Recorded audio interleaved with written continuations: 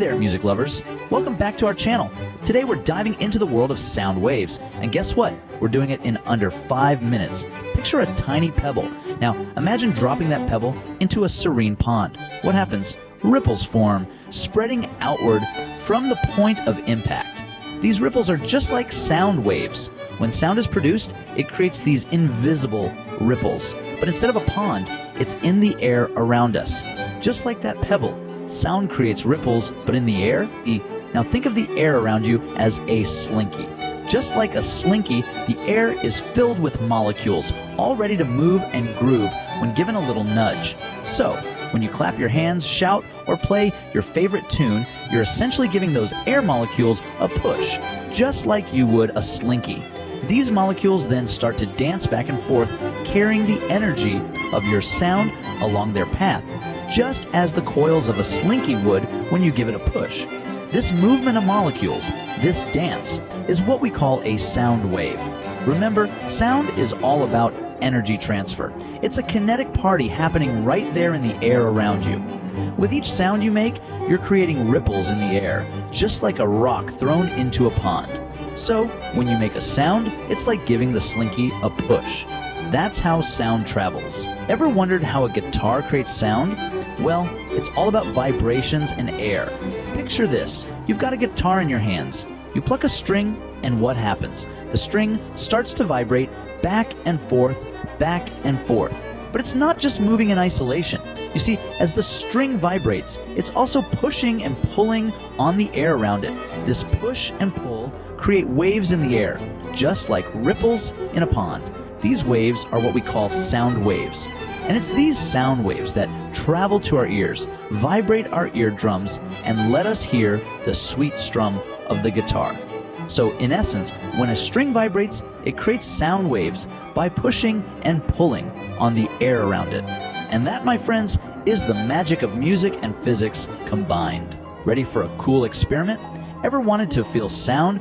Well, today we're going to do just that.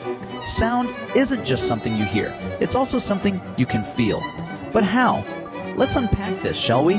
Imagine a speaker and a balloon. The speaker is our source of sound, and the balloon, it's going to help us visualize the power of sound. When we play a note through the speaker, what do you think happens? That's right, sound waves are produced, and these waves travel through the air. Now, here's where the magic happens. When these sound waves reach the balloon, they cause it to vibrate. Yes, you heard that right.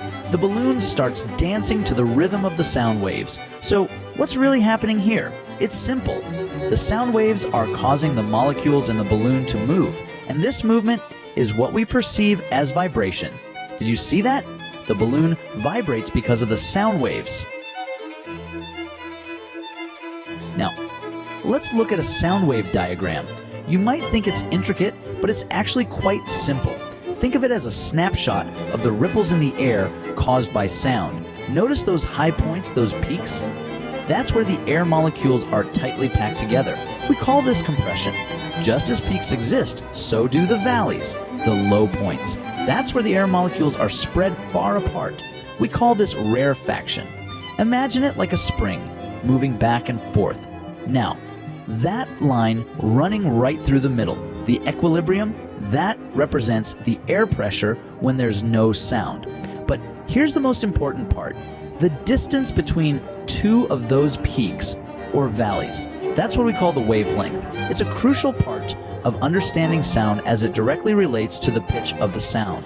And that, my friends, is a simple breakdown of a sound wave diagram. The distance between the peaks is what we call the wavelength.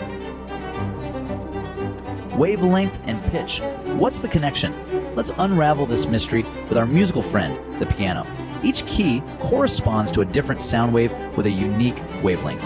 As we move from the left to the right, the wavelengths get shorter. What happens to the sound? It gets higher. This shift in frequency or pitch is due to the change in wavelength. The shorter the wavelength, the higher the pitch of the sound. That's why the keys on the right side of the piano sound higher than the ones on the left.